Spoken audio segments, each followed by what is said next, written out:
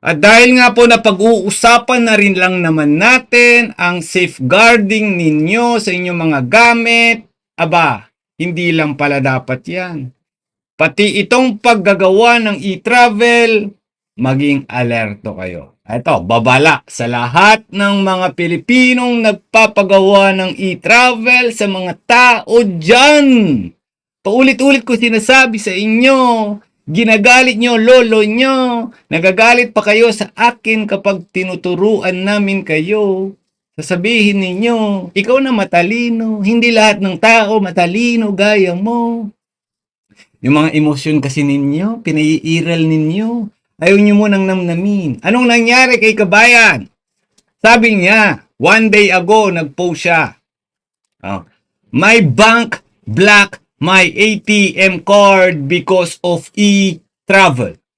Team, binalak daw ng kanyang bangko ang kanyang ATM dahil sa e-travel. So, anong connection ng e-travel sa bangko?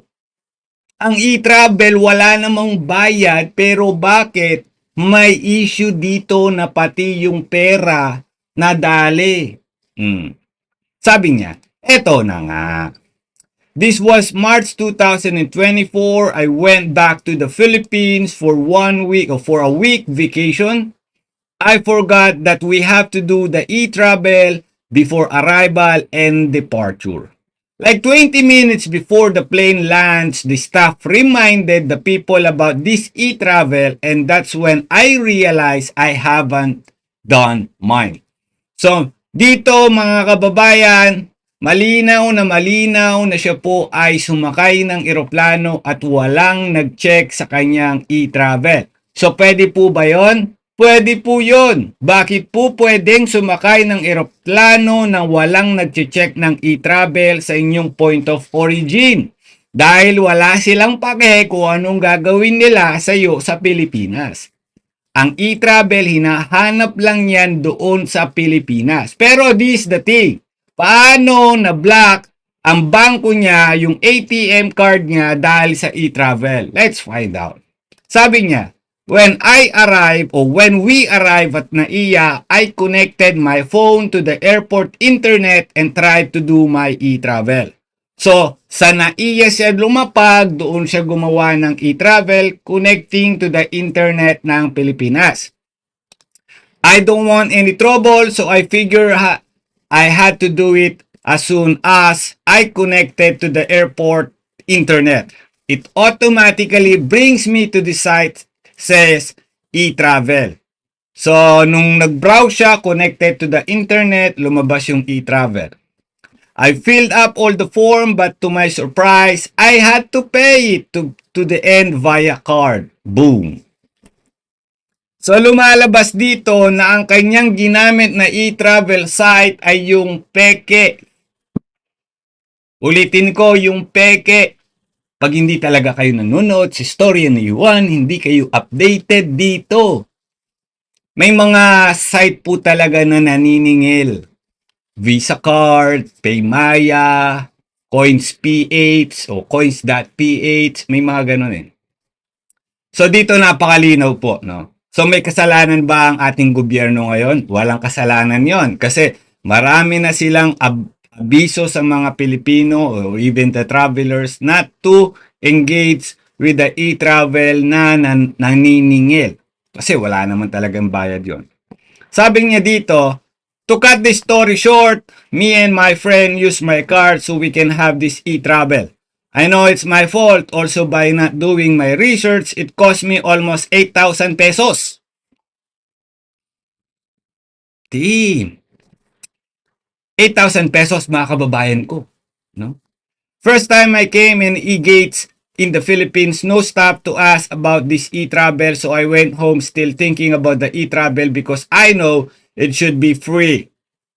I'll be in PH for a week, so I enjoyed my vacation. Then the day I am flying back to Thailand, I was surprised. I did the e-travel 3 days before my flight on the app to make sure I will not gonna pay for it. I just learned about the app then. Immigration story. I handed my passport and boarding pass in a nice way. Do you have this, ma'am? Show me the A4 bond paper with QR of e-travel. Sabi niya, I do. I do. E-travel. Oh, lupit ni ate, no? While getting the paper for my documents, but will I show you is my arrival e-travel a week lang. Sabi niya, I just want to clarify about the e-travel because I thought it's free but end up paying for this. I told him the story about what happened. He was very nice, told me to contact my bank. Maybe I can still request the money back. He didn't ask me anyway any questions after the stamp for my passport and off I go. When I arrived home in Thailand, taga Thailand pala siya. Sawadee-kong. I sent an email to my bank about the issue and a supporting document. Month passed. After 3 months, I got an email from my bank saying permanently block my ATM card. And I was, what? Patay ka. I tried to contact the bank. I cannot get a hold of them. Customer service not very helpful in my stressful situation. My bank is in the Philippines. By the way, I am in Thailand. This was Friday, so I'm thinking I will fly back to Philippines to sort this out. But my dilemma is I was then applying for Schengen visa for my passport is at the embassy. This is when I watched the viral video. A guy lost 360,000 pesos in the bank. So I was really stressed. I don't know what I will do. I can't access even my online banking. I look everywhere in my phone if I can get the number of the manager in my branch. Luckily, I got one. I called her, told her my concern, and she advised me to wait that she already escalated my concern to the main branch. After a week, I can finally access my online banking, but my ATM is permanently blocked, so I needed to fly back to the Philippines at kumuha ng bagong card. Ayan po. Sa lahat ng mga Pilipino, makukulit ang lahi. You know, the reason why I'm telling you also not to engage with this kind of people na nagmamalasakit kuno sa inyo, nagagawan kayo ng e-travel is that a very simple reason. Number one, they might use the fake site. You don't know, mga kababayan. You don't know. You don't know. Yung sinasabi ng mga vlogger dyan sa Gedli, nagalit sa akin dahil parang tinitira ko daw yung mga vlogger. Then, ang tinitira ko lang talaga dito is yung ginagawa nila. Hindi kasi pagmamalasakit ang paggawa sa kapwa, no? Hindi pagmamalasakit sa kapwa ang paggawa ng e-travel. Kung nagmamalasakit ka, turuan mo kung saan siya naguguluhan. Hindi ikaw ang gagawa lahat. Hihingin mo ng personal na detalye yung tao. Kagaya neto, matalino pa siguro to sa akin. Sa galing niya mag-Ingles, nauutal ako magbasa ng English niya. Kita niyo naman, di ba? Pero ano nangyari? Naloko pa rin siya. This is what I'm trying to explain sa mga nanay ko. Mga followers nila. Kita mo nagbayad 8,000. Kapalit nito, black ang kanyang ATM card. Stressful ang nangyari sa kanya. Gusto mo ba yan? Nobody wants, di ba? Ayaw natin ng ganun, di ba? Tama po ba ako? Sumagot ka, nangangalay yung leg ko. Dapat yung camera ko nasa baba. Bakit kasi nasa taas to? Nangangalay ako eh. What can you say about this, kapatid? What can you say about this? Wala naman mahirap sa paggawa ng e-travel, sa totoo lang. Iintindihin nyo lang. Number one na kailangan nyo lang intindihin, saan makukuha ang e-travel. Diba? Google lang natin. Sa Google, e-travel, type e-travel.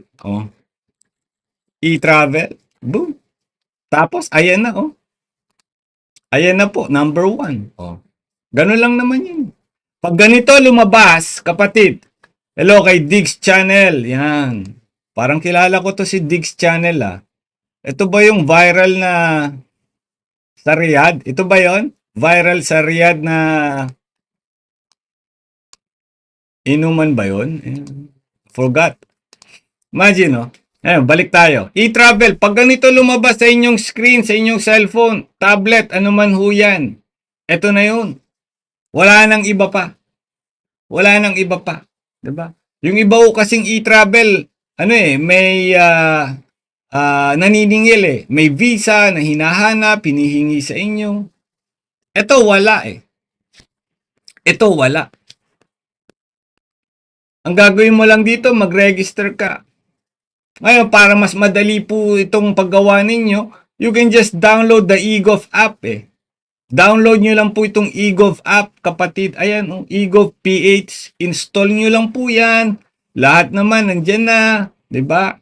Kahit yung OWA mo, nandito na rin. Driver's license mo, nandito na rin. Lahat ng mga kailangan mo, nandito sa eGov PH eh. 'Di ba? So, hindi ka naman mahihirapan. Kilala mo naman ang sarili mo eh. Alam ko kilala mo ang sarili mo eh. Ang problema lang sa'yo, iba-iba kasi Facebook mo, iba-iba rin ang pangalan mo, pati birthday mo, iba-iba na. Kaya hindi mo na alam kailan ka pinanganak. Tangay mo ka banding. Oh, anong mahirap sa paggawa ng e-travel? Tatanungin ka lang naman dyan. Oh, sino ka? Anong pangalan mo? Saan ka galing? Saan ka uuwi? O saang airport ka sasakay? Saan ka lalapag? Minsan nga, automatic na yon, di ba? O, ano mahirap doon? It will take you only maximum 5 to 10 minutes kung first timer kang gagawa nito. It will not eat the whole day. Your whole day. Hindi. Di ba? Hindi. Mas madali na to compare dati. 'Di ba? Dati panahon pa natin sa pandemic time. Eh siguro kilala mo na ako during pandemic time. Ang dami na nating link na pinag-aralan, 'di ba? Oh. Dami na nating link na pinag-aralan na una pa yung Red Cross ECIF. Do you still remember the Red Cross ECIF? Naalala niyo ba 'yon? Hanggang sa ito na. Oh, e-travel. Napakadali na ho 'yan. Pero why many people are being scam sa mga ganito? Kasi ito na yung pinakamabilis na panggagancho, form of snatching, ika nga. Dito na sila nagnanakaw. Kaya ako, mariing kong kinokondena ang ginagawa ng ibang taong paggawa ng e-travel para sa inyo, tas sasabihin nila, buti nga ako natulong eh. Hindi tulong yun ate. Kasi kung gusto mong tumulong sa kapwa mo sa paggawa ng e-travel, turuan mo. Huwag ikaw yung gumawa. 'Di ba? Hindi na bata yan. Kaya na niyang magdesisyon sa sarili niya. Kaya nga ho siya naging OFW kasi marunong na siyang tumindig sa kanyang sarili, di ba? Bulbulan na tayo, mga kababayan. E-travel lang, mapimalom. Kaya mo nga mag-asawa ng 3 beses, mga liwa. Ito pa kayang e-travel, hindi mo kaya. Tama ba ako, Diggs? Dibdiban ko itong mga to eh. Nanggigigil ako eh. Pangangaliwa, easy-easy. Pagkikipag-chat, easy-easy. Paggawa ng e-travel, mapimalom.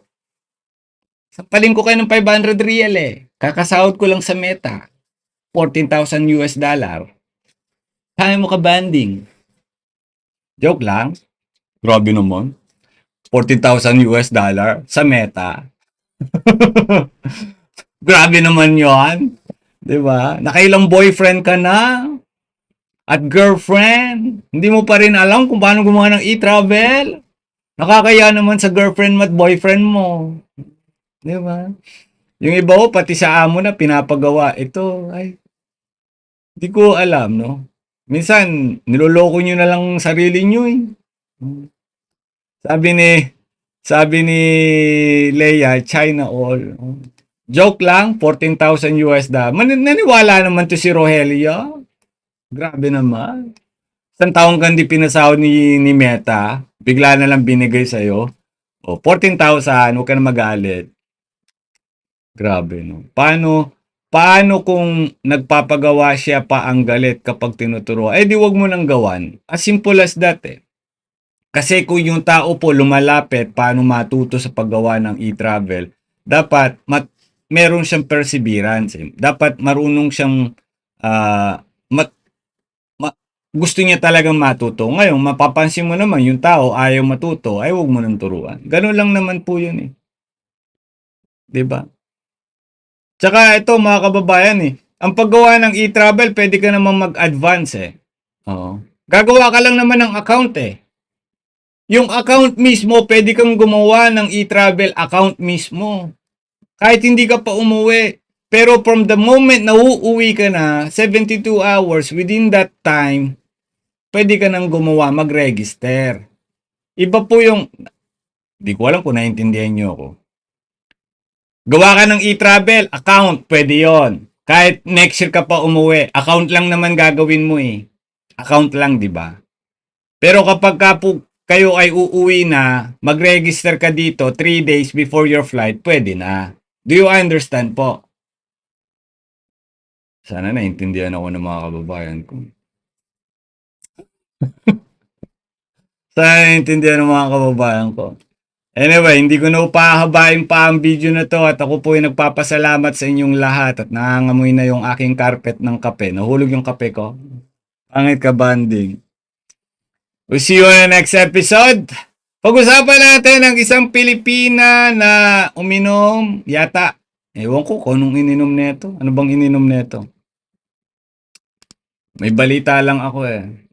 Isang kasambahay uminom ng pesticide. Shoot ha! Pesticide! Iinumin mo pesticide? Bakit? Marami kang bulate? Bulate sa tiyan? O siyempre, yung mga tao na naman sasabihin, Pilipina! Huy! Philippines!